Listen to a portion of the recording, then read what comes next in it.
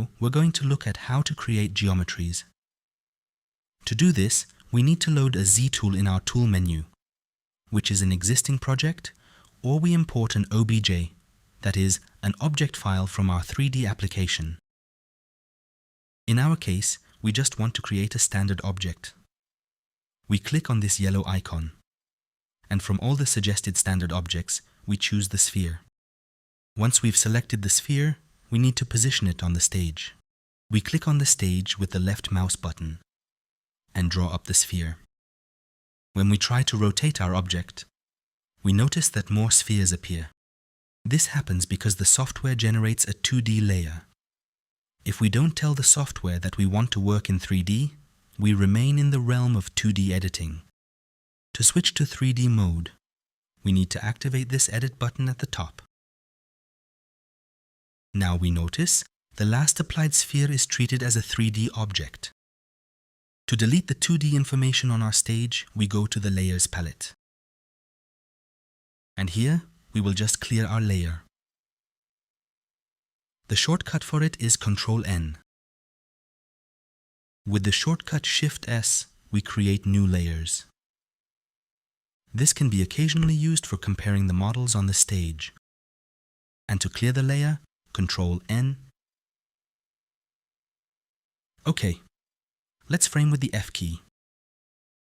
And now, let's try to edit the surface with any brush that we have here.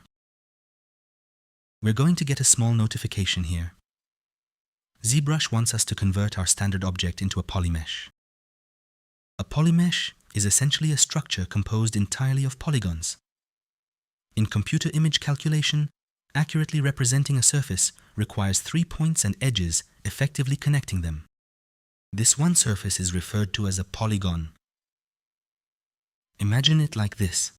3 points describe a polygon. But when multiple polygons are cleverly arranged, they describe an object. To convert our standard sphere into a polymesh, just simply click up here on Make Polymesh 3D.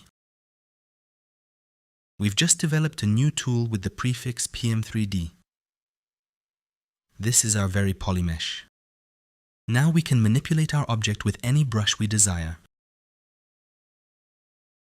In geometry, under the Tool menu palette, we can increase our object's tessellation.